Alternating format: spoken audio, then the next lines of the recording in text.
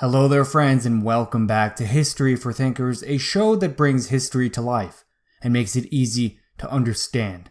In this episode, we are going to be continuing the infamous, the terrible, the nasty Mein Kampf analysis series. Now, before we get into the show, I want to give a massive thank you to everybody over on Patreon for supporting the show and making everything possible. Thank you guys so much. It really means the world to me that you guys care about history as much as I do. Now, I want to give a massive personal thank you to Matthew Y. Zurich for being the first and currently the only financer over on Patreon, which is the top tier. So in addition to getting bonus content, extra episodes, things like that, Matthew also gets his name on the big screen. If you're interested in joining Matthew and becoming a financer, you can get more information over on the Patreon page. A link will be in the description. And with that out of the way, let's get into the episode. Alright, my friends, so we have finally come to chapter number 9, the German Labor Party. Now, if you have made it all the way to chapter number 9, 174 pages in, I just want to say congratulations. I'm very proud of you, son. You are probably like one of the most interested in Mein Kampf people in the world, which I don't know if that's a good thing. I don't know if that's a bad thing. You know, does it warrant a medal? Does it warrant a trip to a therapist? I don't know. I'm not here to judge though, so we're just going to continue on. Now, this is actually a really fun chapter opening because he kind of combines all of the elements of Mein Kampf that make it such a wonderful piece of writing. Because I think we've already established that there are really three main parts of Mein Kampf. It's one piece history, another piece autobiography, and then a third piece political manifesto. And, you know, I mean, individually, those three genres are interesting in and of themselves, but then you combine them into this, and it's just something else altogether. So he starts the chapter by talking about how he's getting assigned to the German Labor Party, the German Workers' Party, and then how, you know, the things going on in Germany at the time, they're not good. And he talks about how the Center and the Social Democratic parties, they are basically being forced to recognize that the soldiers are becoming sympathetic with the national movement. That the people in the military, that you know, they've fought really hard for all these years. They're in these paramilitary organizations, you know, really tough guys. You know, they're sacrificing, they're doing their part for the nation, and they are turning more toward the nationalist group, right? He actually uses the word, the national reawakening. And I've always thought that was such a powerful phrase, because it almost sounds like something out of an epic. You know, out of, you know, the Iliad, right? If the Iliad had been written in 1920s Germany. And it's just like, the people are coming together. We're waking up. We will no longer be persecuted. We will no longer be tormented by the elites and the centrists and those social democrats. We're going to come together and take our country back. I mean, it really is just such powerful writing here. And, you know, as terrible as the movement eventually becomes and all the, you know, so on and so forth. I think we always have to say that. But with that being said, it is just such good writing.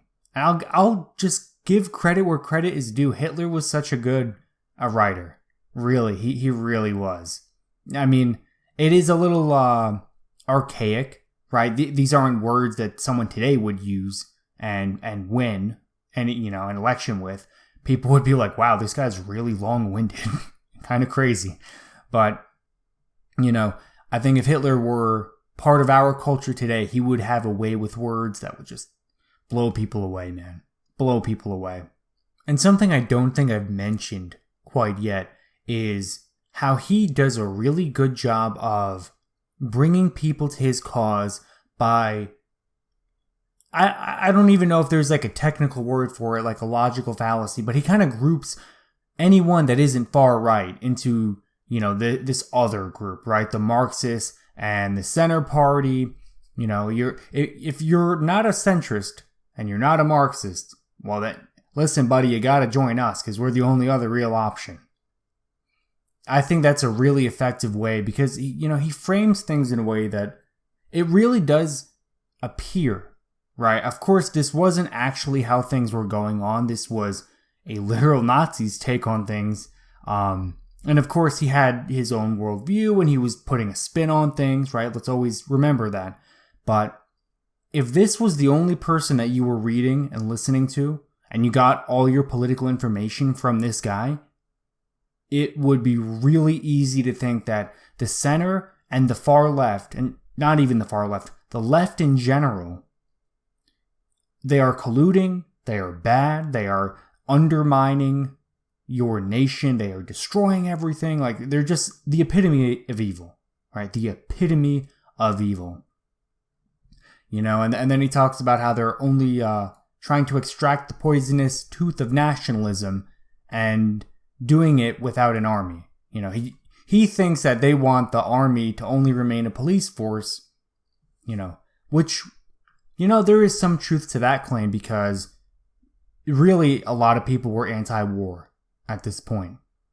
The fact that you come out of World War I a lot worse off, completely screwed over in a lot of ways, and then you want more military intervention. You want more wars, more fighting, more battles. It just seems counterintuitive. So understandably, a lot of people actually were kind of against the military. Were kind of like, oh, hey, maybe we should just all stop trying to fight and win these wars because it's killing us. It's literally destroying Europe every couple of years.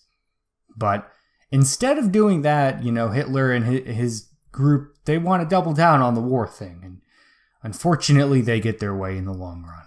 And now we have come to one of the more interesting bits of Mein Kampf, where Hitler says something you may not have been expecting.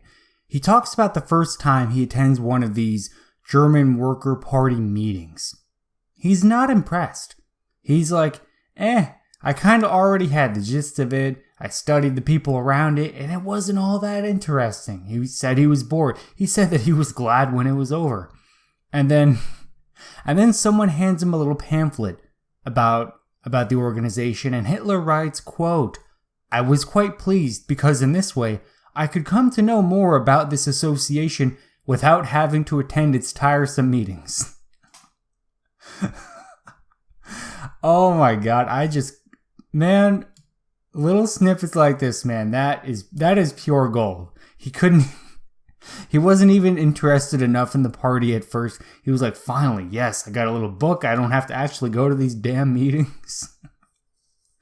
Man, that's just crazy. Hitler didn't even care about the party at first. That's wild. So because Hitler is still assigned to this party, he still kind of has to show up to these different things. And he ends up meeting a man by the name of Anton Drexler, who, as many of you will know, is actually the founder, the original OG of the German Workers' Party. Now, Hitler shows up and he starts asking a whole bunch of questions. He's trying to get a feel for the organization, what their plans are, and he finds that they have, quote, "no program, no pamphlet, nothing at all in print, no card of membership, not even a party stamp, nothing but obvious good faith and good intentions." So he shows up and he's like, wow, these guys are a joke. These guys basically don't have their stuff together. So that is a little interesting, very opposed to the stereotypical view of the Nazis as these rigid, they got their stuff together, highly organized. I mean, they started out as, kind of a bunch of goofballs, really. I mean, that's what you can call these guys. And then Hitler writes about this bunch of goofballs, quote, "I no longer felt inclined to laugh, for what else was all this but a typical sign of the most complete perplexity and deepest despair in regard to all political parties, their programs and views and activities." So, yeah, this is a guy who is he's not bullish on the on the German Workers' Party. They're so bad that they're not worthy of being laughed at. Right? So, and especially, again, Hitler is one of these hardcore reactionaries, right? The people that thought the November Revolution where democracy was basically put in place in Germany, the people who did that, they were traitors and criminals, right? The Nazis later killed those guys, or, drove them out of the country, and just wild, violent stuff. So he is seeing a political organization that, he's like halfway on board with. Like, he hasn't said he disagrees with them, but he is kind of like, about it. And even at that, it's like, well, it's an incompetent party. It's a broken system. He must have just been so full of despair with the whole political process overall. Again, like we discussed in the last episode, he makes a really good point about democracy, and, there's just always this incentive of politicians to stay in power, give the people, I think he used the words beer and milk, right? Maybe it's, beer and milk, sometimes it's bread and wine, what have you, whatever it is, some nice stuff from the politicians. But these politicians are just handing out stuff, and, they're not really going to restore Germany to its national pride. They're not going to undo the injustice of the Treaty of Versailles. And just all around, I mean, this was kind of a low point. Not just for Hitler, not just for the party, but for Germany as a whole. So the thing about education is that it makes you individually much smarter. It can be good for you, right? It's not always 100% amazing. But when you become educated, you become higher status. People view you differently. You are seen as more capable, more intellectual, someone whose opinion should be taken more seriously than, some uneducated fool, some random nobody off the street, right? And this was especially true at this time, right? I think in our modern age, we have a lot of skepticism to education and colleges and schools and all that. But at this time, man, it had a hell of a lot more weight, because it really was the only way to really climb up in the world.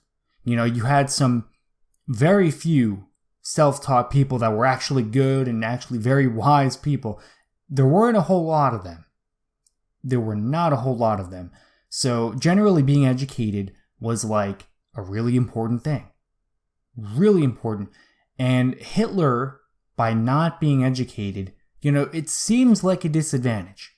It seems like a flaw, but it's actually a feature with Hitler, because it allows him to communicate more naturally with the masses. Because after all, most people are not educated. They might view the opinion of someone who is educated as more serious or better, or, what have you, right? Just more well-informed. But those educated people, they're using words that most people don't understand. They have these, very complex ideas, and it's just confusing.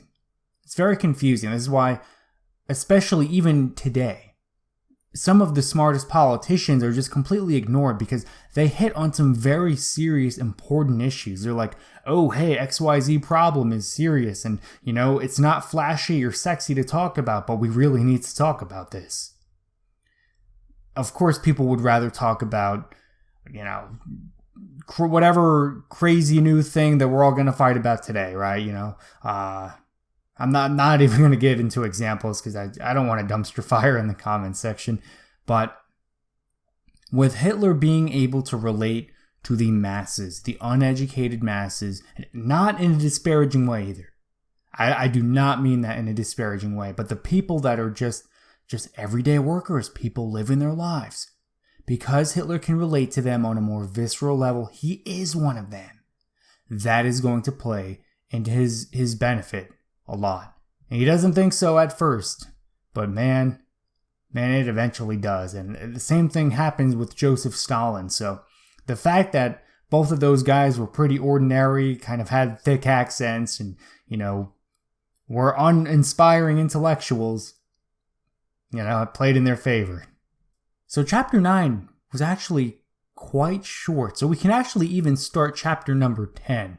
And this one is entitled, Why the Second Reich Collapsed. Of course, the Second Reich being the German Empire that was formed in 1871 when Bismarck defeated the French, right? So there was that big rivalry between Germany and France. Germany, it didn't even quite exist yet. It was just all these different states, and it was just a big, a big clusterfuck of different German states. And then finally they came together, they beat France, and then they're all one country now. That was a great, glorious day for the Germans and anyone that lived in Germany, especially the Prussians and Bismarck. So Hitler's real political position was that he wanted the German people to act as a collective, to come together, to be one, to unite, right? And he admired Bismarck's Reich because it formed under very different circumstances than Weimar Germany. So he says about the Second Reich, quote, Bismarck's state was not founded on treason and assassination by deserters and shirkers, but by the regiments that had fought at the front. And I just thought that was such a really good line because, to an extent, there is truth to it, right? As we're going through this Mein Kampf, we always got to acknowledge where Hitler kind of has a point. There is some truth to what he says here. Part of the reason that so many German people had such a problem with the Weimar Republic was that it really went against so many different things that, a nation state should have, right? When you have a formation of a new government, you really need to have a story, a narrative that people can get behind. This is something that, any successful country kind of has this. Right? I mean, you got to think about the way Americans think about their own revolution, right? We all talk about the founding fathers as if they are gods, right? We think of them very highly. Now, just imagine if the founding fathers were instead thought of as rebels and traitors, and just those kinds of people that were, deserters. They didn't want to fight in a war, right? As opposed to, being generals. So it just really plays such an important role how a nation starts. If your country gets off on the wrong foot, it can set you up for, what happened with Weimar Republic, right? Where people eventually, they vote for a dictator. The thought that I want you to take away from this episode in particular is the theory of legitimacy. How does a government gain legitimacy? It really, really comes down to the ability to have a narrative on your side, to be viewed as real, as not something that's forced upon you, but something that you wanted. Because it illustrates the difference between Weimar Germany, where people had rights, people were allowed to do things, gays and lesbians were allowed to be open about their sexuality. People were allowed to have their own political opinions. But that government was not viewed as legitimate because it was seen, right? Maybe it was, maybe it wasn't. We can discuss that historical trend another time. But it was not viewed as something the people wanted to happen. You compare that with the dictatorship of the Nazis, and you really can kind of see how, at the time, it was viewed as something the people wanted. So, you cannot force freedom upon people. If it is not welcomed by the people, they will revolt, and they will eventually choose something else. But that is going to be it for this episode. Thank you so much for tuning in. This has been History for Thinkers. I'll see you in the next one. Peace out.